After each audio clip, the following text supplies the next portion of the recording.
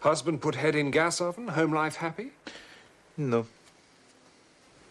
Belgravian overseas bank clerk absconds with fortune. How much is this fortune? £90,000. No. That's a king's ransom, Poirot. When it is used to ransom a king, it becomes interesting to Poirot. Missed typist of 21. Where is Edna Field? Oh, no. There's good stuff here, Poirot. Mysterious suicide, absconding bank clerk, missing typist. Yes, but I am not greatly attracted to any of them, mon ami.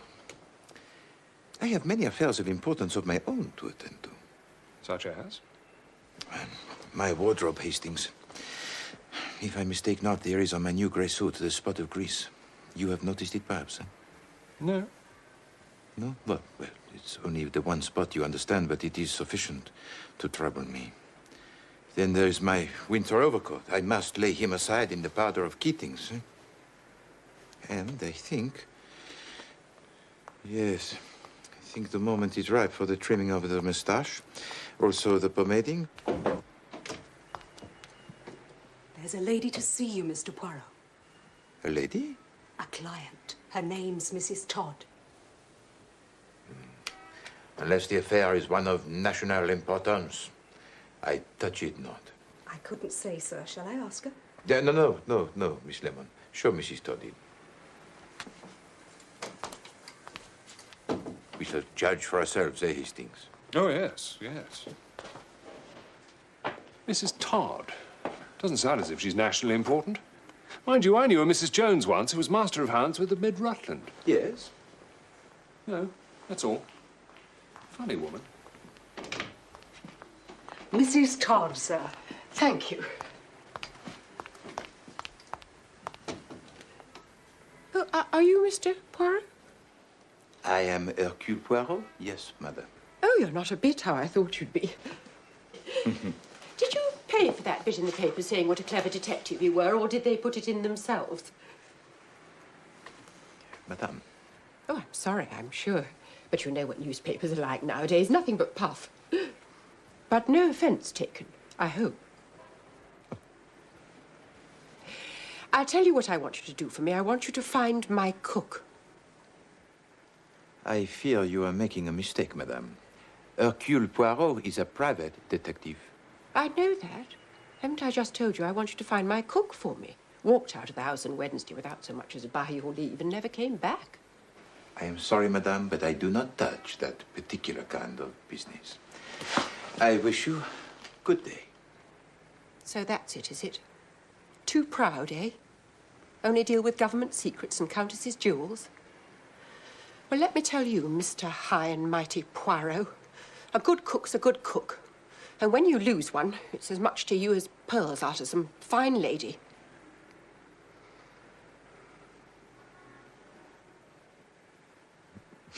Madame, you are in the right and I am in the wrong. Your remarks are just and intelligent. This case will be a novelty, Hastings. Never before have we hunted a missing domestique. Truly, here is the problem of national importance. En avant. Where do you reside, Mrs. Todd? 88 Prince Albert Road, Clapham.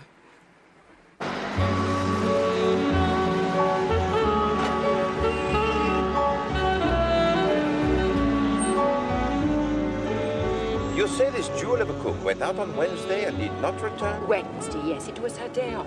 The day before yesterday. Has it occurred to you, madame, that she might have met with some accident? Have you inquired at the hospital? That's exactly what I thought yesterday. But this morning, if you please, she sent for her box. What box? Her box. Her trunk. Luggage. Oh, I see. Will you describe her to me, madame?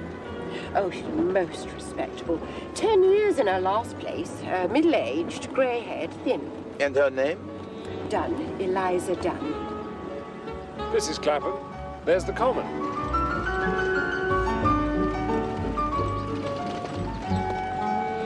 Chum. You had no disagreement with her on Wednesday, madame? No, that's what makes it all so queer. How many servants do you keep? 2.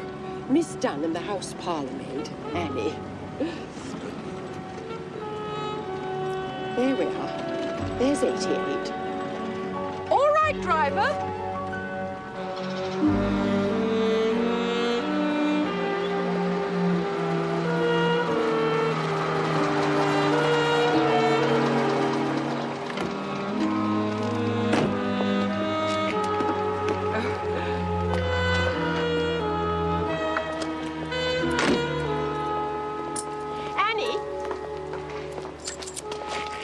My friend promised me one thing.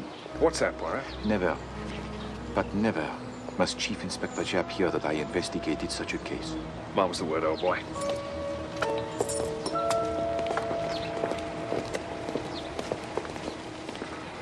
Now, Annie, this gentleman's a detective. He wants to ask you a few questions. Here we are, sir. Voyons, Mademoiselle Annie. Sit yourself. Thank you, sir. All that you shall tell us will be of the greatest importance, Annie. You alone can shed any light on the case. Without you, I can do nothing. Oh, sir, I'm sure I'll tell you anything I can, sir. That is good. Now, first of all,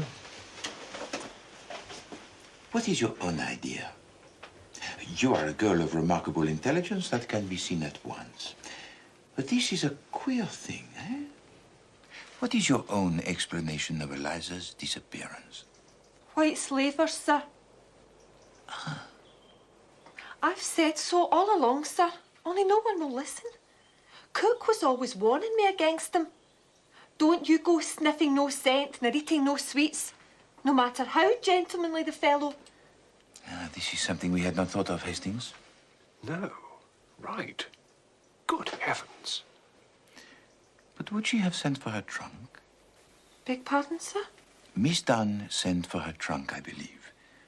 Now, if she had truly been taken by these white slavers, would she have sent for her luggage? Well, I don't know, sir. She'd want her things, wouldn't she? Even in foreign parts, she'd want her things. Who came for her trunk, Annie? The carriers, sir. The men from Carter Patterson. And did you pack it for her? No, sir. It was already packed and corded. That is interesting. That shows that when she left the house on Wednesday, already she determined not to return. You see that, do you not? Oh, I'd never thought of that. No. Tell me now, Annie. What was the very last thing Eliza said to you before she went out? She said, if there's any stewed peaches left over from the dining room, we'll have them for supper. And a bit of bacon and fried potatoes. Mad over stewed peaches, she was. I shouldn't wonder if that wasn't the way they got her. Got her? The white slavers. Ah, the stewed peaches. Quite. Thank you very much, Annie. You have been most helpful.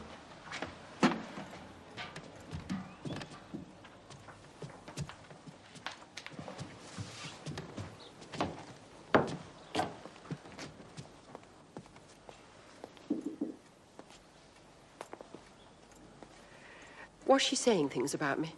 Not at all. Only things of the pleasantest nature. But for a woman of your intelligence, madame, it would be tiresome to bear with patience the roundabout methods we plodding detectives have to use. Oh, I see. Well, I wouldn't say there was all that much difference between us, Mr. Poirot. Mind you, I was always very good at general knowledge at school. There. And your husband, too, I'm sure, is the intellectual, yes? Yes. Yes, he does very well with figures. A successful businessman? With the Prudential, yes, in the city. What about the other inmates of the house, madame? Oh, you mean Mr. Simpson, our paying guest? What is his profession, madame? Oh, he's in business, too, with the Belgravia and Overseas Bank. A young man, is he? 28, I believe. He's a nice young fellow. Well, they'll both be in at about 6 if you want to see them. An excellent suggestion, madame. Well, my colleague and I will take a turn on your famous common for 1 hour.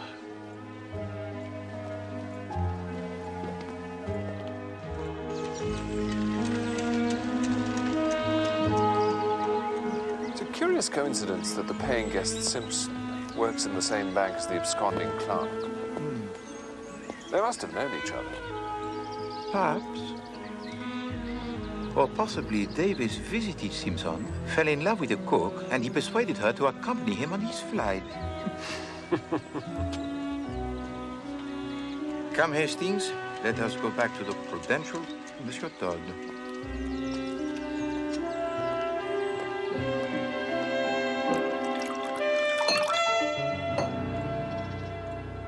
I've heard of you, Mr. Poirot, haven't I? It's possible, Monsieur Todd. Oh, yes.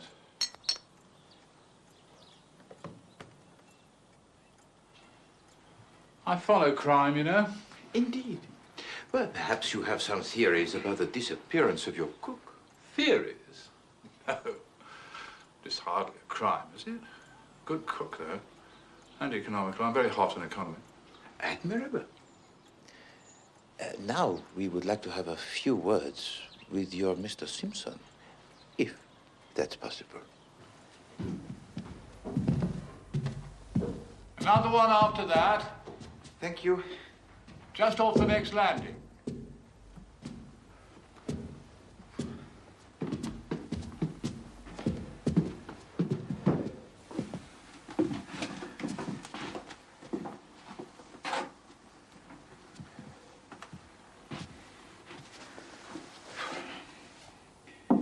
Mr. Simpson? Hold on.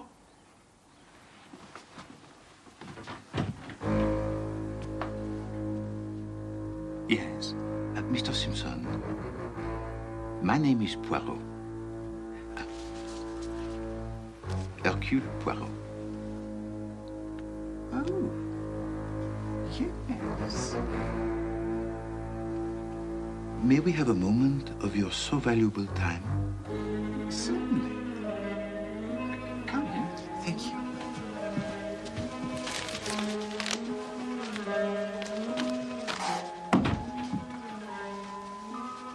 Mr. Simpson, Mrs. Todd has engaged me to find Eliza Dunn, the cook. Oh? Where is she? Well, that is what we do not know, monsieur. You know her, of course. Well, I must have met her, I suppose. Well, it would seem that Miss Dunn has not been seen since Wednesday. Did you see her on that day? I don't think so. I don't know. You were at work as usual on Wednesday? Yes? Well, thank you, Mr. Simpson. It was most kind of you to spare us the time.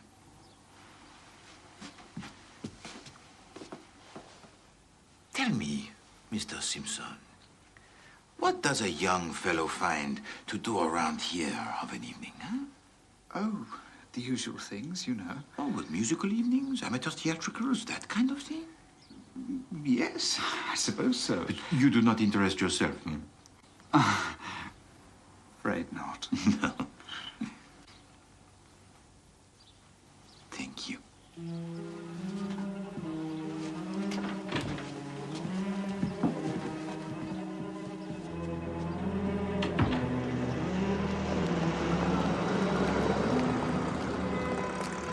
I think that husband's got something to do with it.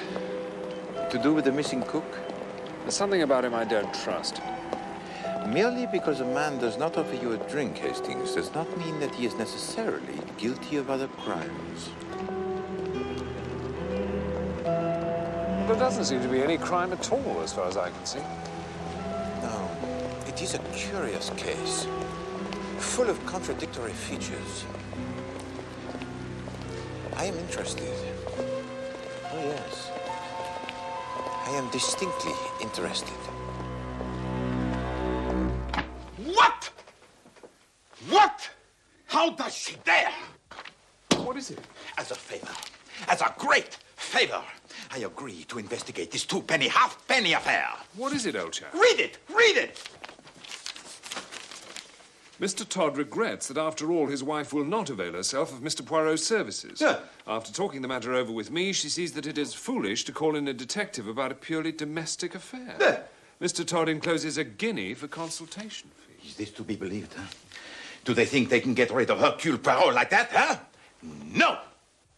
No, no, no, no, no, no! 36 times! No! They send me 1 guinea, huh? No! I will spend my own guineas. 3,600 of them, if need be. But I will get to the bottom of this matter. If Eliza Dunn will communicate with this address, she will hear something to her profit. Advantage. Yes? Yes. Good. You have that, Miss Lemon? Yes, Mr. Poirot. Put it in all the papers you can think of. She won't read the Times, I shouldn't think. No, my dear Miss Lemon, perhaps she will not. But perhaps her new employers will. Now run along, Miss Lemon. Vite, vite. And you, Hastings, do not you run away with such celerity. I have work for you too. Oh, as a matter of fact, I was thinking of popping down to Sandown this afternoon. No, no, no. You do not pop. Well, there's a horse running a pal of mine owns a leg of. When he owns 4 legs, I pop with you. But now it's time for work, yes? I want you to telephone all the domestic agencies you can find and see if they have found Miss Eliza Dunn a new post. As for me, I pop to the City of London.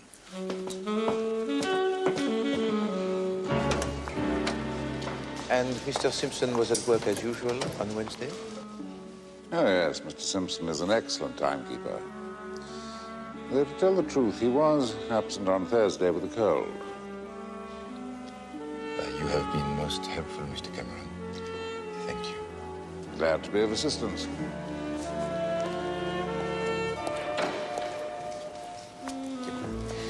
It is an unfortunate occurrence, this business of Davis absconding. Oh, you read about that, did you? Well, one could scarcely miss it. Well, the newspapers love scandals about banks. That is human nature, Mr. Cameron. But it is comforting for us mere mortals to know that banks, too, have their difficulties. Again, I thank you, monsieur.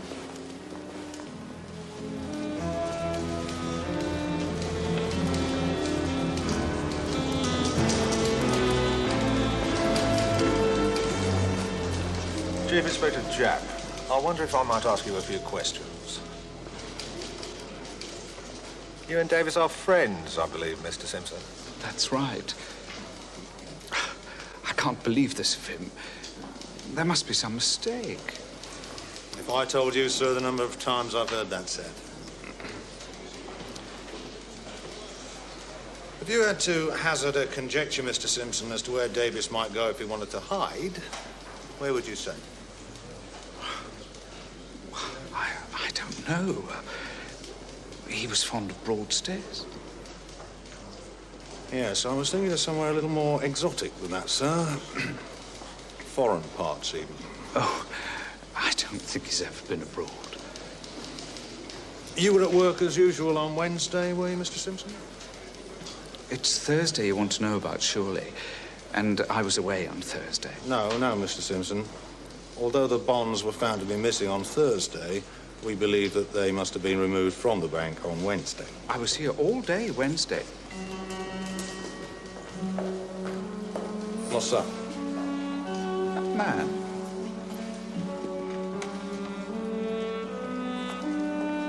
What about it? He was at my diggings yesterday. Was he, by George?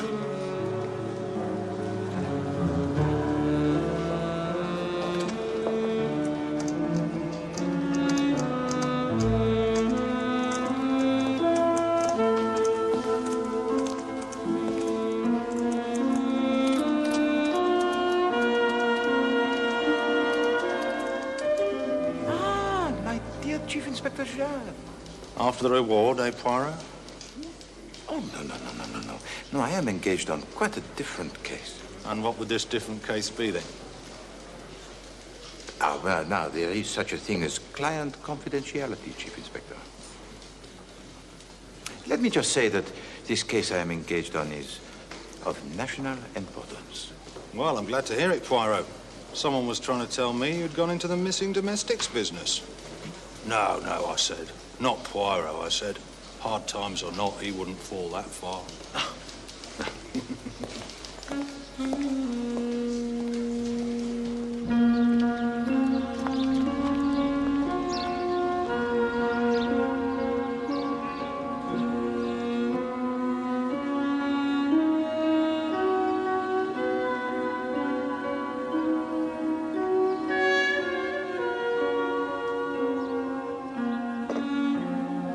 No word from Eliza Dunn, Miss Lemon. No, Mr. Poirot.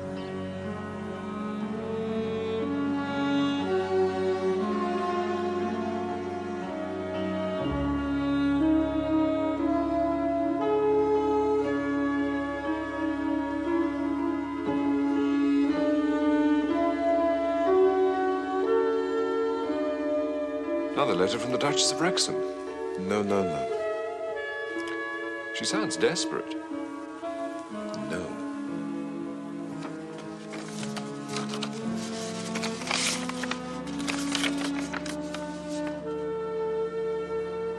Good heavens.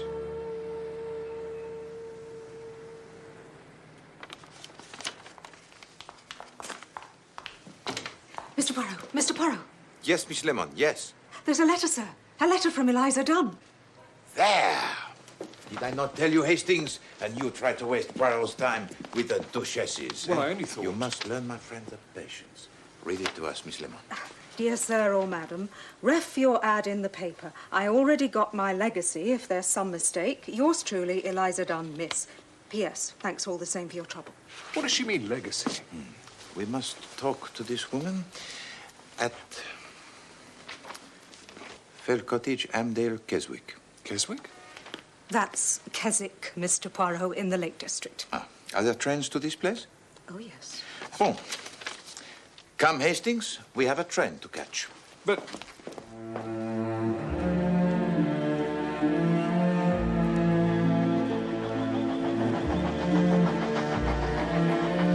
Look at it, Hastings. Not a building in sight. Not a restaurant. Not a theater. Not an art gallery. A wasteland. I thought you liked the country. But this is not the country, my friend. The country is full of trees and flowers and public houses. This is a desert. I don't know why we've come all this way anyway. You found the cook. No. The cook is but the beginning of the story, Hastings. We are on to bigger things.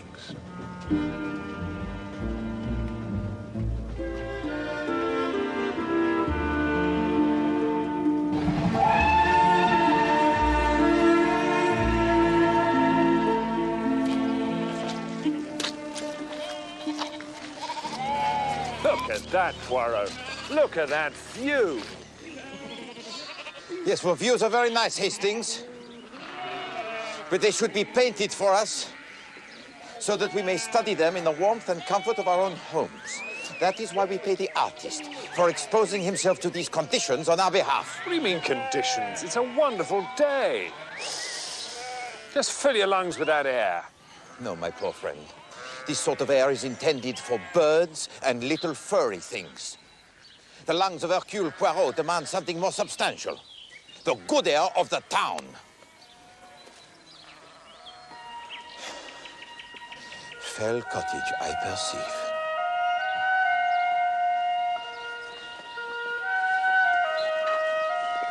We have got the right Eliza Dunn, have we? I mean, what's she doing all the way up here? That is what we are here to find out.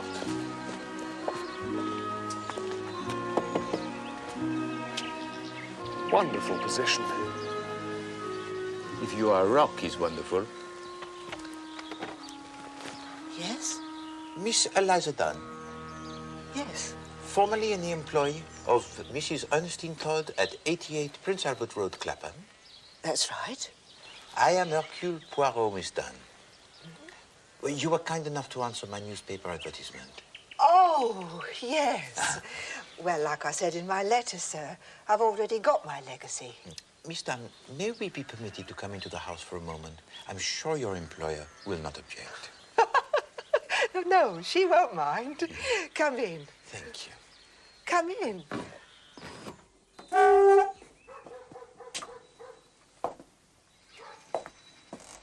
The reason I laughed, sir, I'm sorry, is I don't have no employer, see. This is my house. Oh, Miss Dunn, forgive me. That's all right, sir. You wasn't to know. This is part of my legacy, see? Oh, sit down, do. Thank you.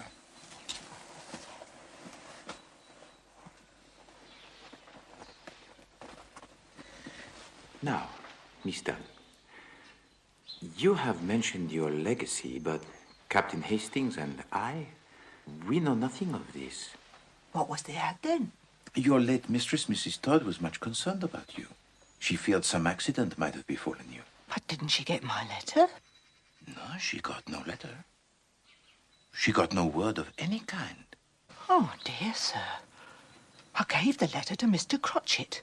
I said most particular he was to give it to Mrs. Todd. Oh, dear. Well, perhaps you would recount to Captain Hastings and me the whole story? Well, Wednesdays is my day out. And it was last Wednesday that it all started, like. The stone which the builders rejected, the same is become the head of the corner. I'd been over to see my friend in Oxton and I was on my way home when a gentleman stopped me. He said he'd been asking for me at number 88. Then he told me some story about an old friend of my grandmother's in Australia leaving me a house and some money in her will. Well, I didn't believe him at first. And then he showed me this letter. It will be the stone which the builders have rejected. Who was these lawyers? Hurst and Crotchet, 127 Wentworth Way, Melbourne. Well, one of them is right here, Miss Dunn. Benjamin Crotchet, attorney at law. I hope that allays your very understandable fears. Oh, yes, indeed, sir. I didn't mean to doubt you. Now, Miss Dunn, to business. I do have to tell you that the house is in Chiswick. Ah, that's just over by Acton, isn't it, sir? No, Miss Dunn, it's in the north of England, near Carlisle. Oh, my good God. But before we confront that particular difficulty, there is one other stipulation that we should get out of the way. Whatever's that, sir? Well, it's of no importance as it doesn't apply in this case, thank heaven. It's just a stipulation that you should not be in domestic service. Oh. Whatever's the matter, Miss Dunn? I'm a cook, sir. Didn't they tell you at the house? My dear Miss Dunn, I had no idea. This is very unfortunate. Well, lose the money, sir. And the house, sir. Sounds ever so nice. Even if it is a bit out of the way. I believe I have it. We lawyers always know a thing or two. The way out here is for you to have left your employment before we met. But we have met, sir, and I haven't. Haven't you? No. Haven't you, Miss Dunn? No. Oh, I see. Yes. You left your employment this morning, did you not, before we met? Yes. I remember now. I did, as a matter of fact. There. Now, it is imperative that you take possession of the house by noon tomorrow. In order to do that, you must catch the night train from King's Cross. Oh. Go along, Miss Dunn. I can adventure £10 or so for the fare, and you can write a note to your employer at the station, which I shall personally deliver for you and explain everything. And was everything as Mr. Crotchet had said? Oh, yes, and more, sir. Now, what about your luggage? All the things you had left at 88 Prince Albert Road. Oh, well, Mr. Crotchet sent them on, like he said he would, but it was all done up in brown paper, like. I don't know. I suppose Mrs. Todd was angry with me and grudged me my bit of luck and wouldn't let him have my box. But Annie said the trunk was... Later, my friend. Later. But there, you said she never got my letter. Hmm? Well, I can't say as I blame her. I see. Well, thank you, mademoiselle. Oh. There had been, as you say, a little muddle about your trunk, which I will straighten out with Mrs. Todd, if you will permit. Oh, thank you very much, sir. Come, Hastings. We must return to London with all possible speed.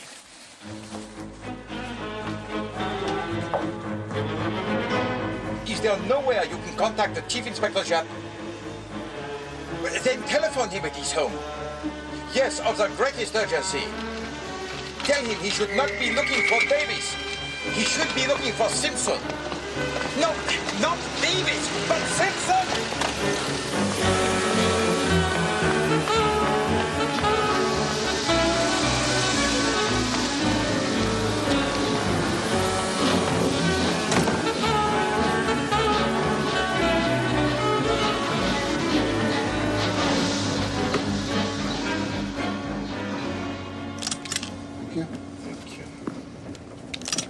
Very much. Why should Japp want Simpson all of a sudden? What's Simpson supposed to have done?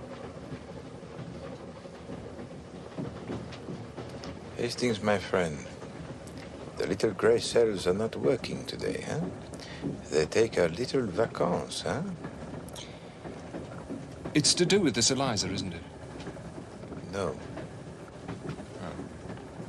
We have moved beyond the petty sphere of cooks from Clapham, Hastings. Then it's something to do with this Australian fellow. There is no Australian fellow. Yes, there is. She told us about him. Do you remember when we interviewed Simpson? Interviewed Simpson? No. In his little room at the house in Clapham. Oh, right, the lodger, yes. Do you remember I asked him if he took an interest in amateur theatricals? Yes, I do, as a matter of fact. Why do you think I asked him that? Why? Well, making conversation, I suppose. I asked him that because he had recently been wearing a false beard. He had a tiny trace of gum arabic in his, what do you call it here? Sideburn. Sideburn, yes. Do you see? Oh, right, yes. Bon.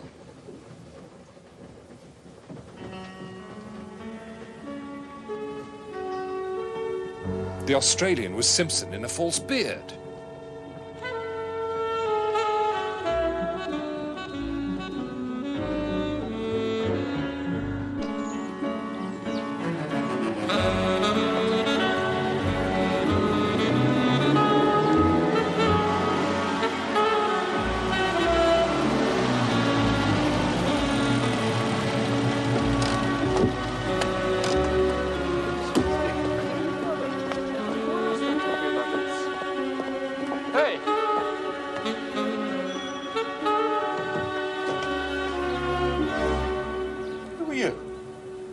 I am Hercule Poirot. Who are you? Sarge, there's some French gent at the door. No. I am not some French gent. I am some Belgian gent. Well, and if it isn't Mr. Poirot? It is. Is the lady of the house in? The Chief Inspector's here. Mr. Poirot! Ah, Mrs. Todd, good I don't morning. know how you have the impertinence to show your face here again. But, Mrs. Todd... You were paid off, Mr. Poirot. You were paid off handsomely. Well... And then look at this. We've got policemen crawling all over the house. Yet... You're not too popular in Clapham this morning, Poirot. Bit of a wild goose chase, this. As far as we can ascertain, this Mr. Simpson of yours is a perfectly respectable young bank employee who happens to have gone home to his family. We have the Shropshire Constabulary checking that at the moment. I only wanted to ask... No. Well, perhaps you'd be interested to know... No, I wouldn't. Good day, Mr. Poirot. Poirot?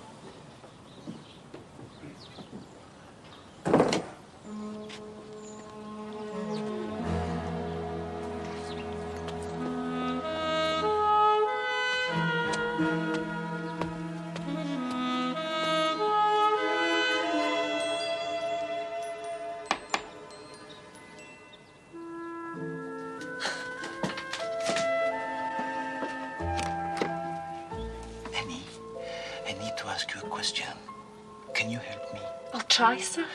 Last Friday, the cutter Patterson came to collect Eliza's trunk, yes? Her box? Yes, sir. You were here when he came? Oh, yes, sir. I had to show them up to Eliza's room for them to take it up. Boom. It was ever so heavy, sir. It took 3 of them to get it down the stairs. You all right, sir? Of course. Tell me, Annie, you said her box was already packed? Oh, yes, sir. Packed, locked and corded. Quite a thick rope round it and done up ever so tight. Did it have a label on it? Yes, it did, sir. With an address? Just a name. Miss Eliza Dunn, it said. Twickenham Station, to be called for. Very well, Annie. Thank you. Au revoir. Au revoir, sir. Excellent.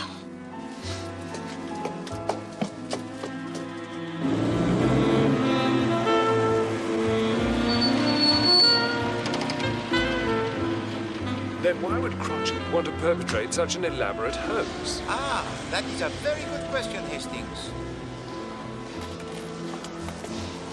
But Eliza Dunn has got her house. I shall be surprised if she finds she has more than a 6 months lease. So what did Crotchet want? Crotchet? Well, Simpson then, pretending to be Crotchet. He wanted something that Eliza Dunn had. Money, the Australian legacy. He wanted a battered old tin trunk. A trunk? With nothing in it? But he could buy a trunk. Oh, but he did not want a new trunk, mon ami. He wanted a trunk of pedigree. A trunk of assured respectability. Now, look here, Poirot. What would Simpson want an old trunk for? To put the body in, of course.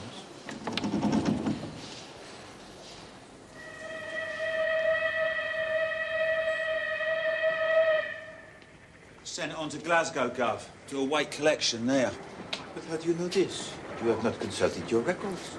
I don't need to consult my records, Gov, do I? What do you mean, body? What body? Is he with you?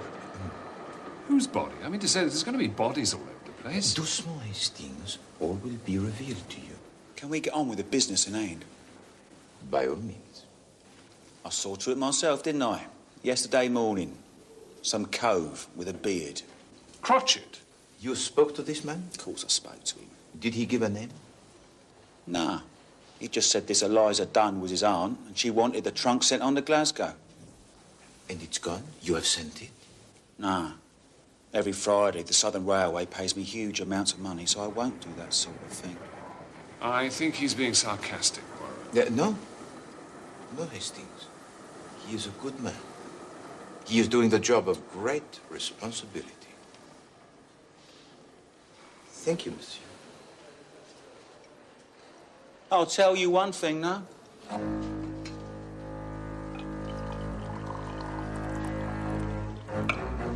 And what is that, monsieur?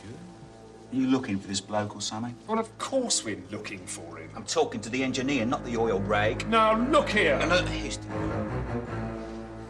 What is this one thing you will tell us, monsieur? All right. I'll tell you. I'll tell you where he is. There. Go on. Well, at least where I think he is. Ah, a bit less sure now. I bet he is. I bet he's where I say. And where do you say?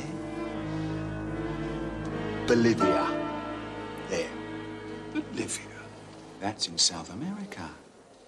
And what is it that makes you think he is in Bolivia? Well, going there, at least, on his way, like.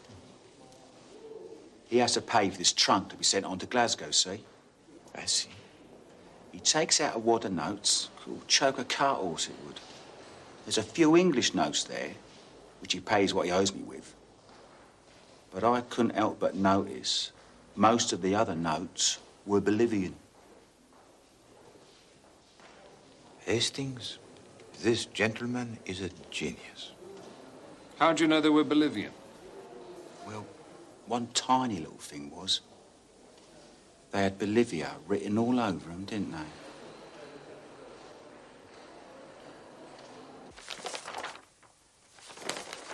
Here we are, this week's sailings.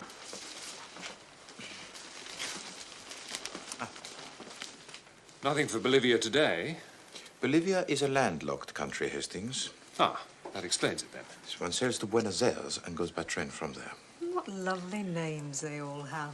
Queen of Heaven sailing for Caracas. Thank you, Miss Lemon. Can we stick to Buenos Aires, please? Ah, here we are. The SS Novonia from Southampton at 1 a.m. Well, let's go then. Are we looking for Simpson or the trunk? Simpson, of course. The trunk is in Glasgow. But first, Scotland Yard.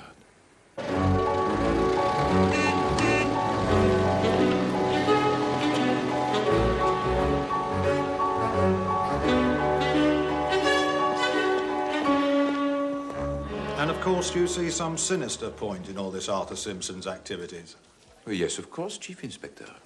6 months' rent on a house, £150 to Miss Dunn. It is not much to assure the success of his plan. And this famous plan is? I mean, we've heard a lot about it, Mr. Poirot, and I'm sure it's been very entertaining, but... We are wasting time, Chief Inspector. Go on, then. His plan, of course, is to steal £90,000 worth of negotiable securities from the Belgravia and Overseas Bank. No, that's Davis.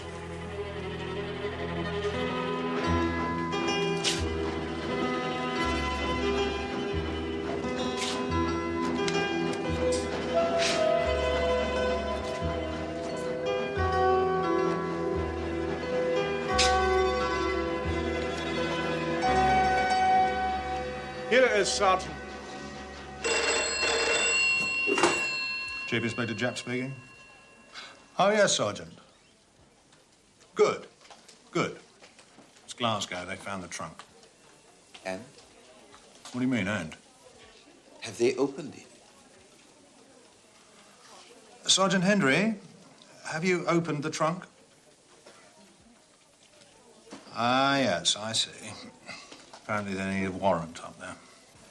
Mon Dieu, there is a body in that trunk. A body. Look, Sergeant, there seems to be the possibility there's a body in that trunk. Yes, a dead body. You will? Right, thank you. He thinks that may expedite matters. He's going to ring me back. Now then, what body? Whose body? Davis, of course. This is nonsense, Poirot. Davis stole those securities from the bank. Davis is the one who disappeared the day after. Precisely. You think what Simpson wanted you to think. Listen, Chief Inspector. On Wednesday, Simpson, disguised, decoys away the cook. Now, he has already removed the securities from the bank, but knows that this will not be discovered until Thursday afternoon. Now, he does not go to the bank on Thursday. Instead, he lies in wait for Davis when he comes out to lunch and asks him to come to Clapham with him. Now, it is the maid's day out. Mrs. Todd is at the shops. There is no one in the house. Simpson kills Davis.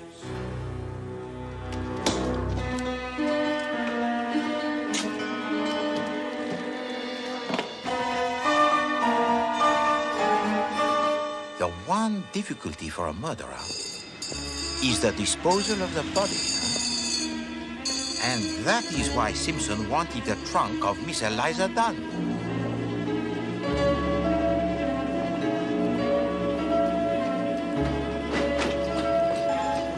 And now, if I am not much mistaken, my friends, it is here we will apprehend our murderer.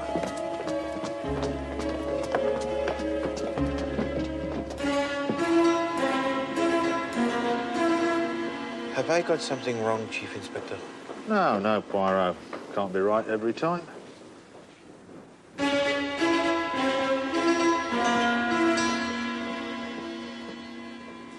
Mon Dieu, I am wrong. I am wrong.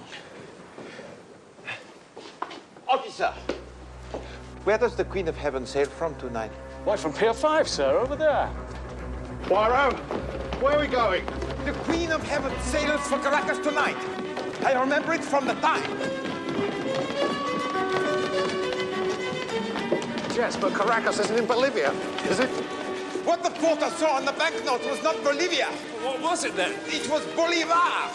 And the Bolivar is the unit of currency in Venezuela. Our friend is on his way to Venezuela.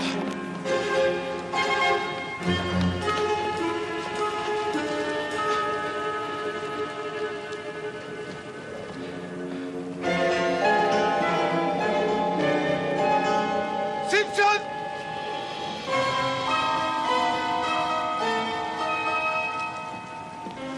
Stop that man!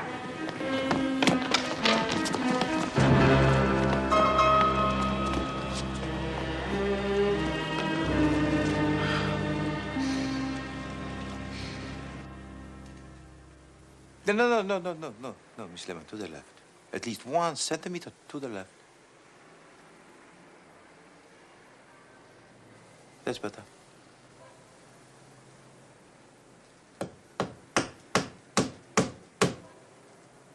Voila. Is there nothing to which Hercule Poirot cannot turn his finger? Hand.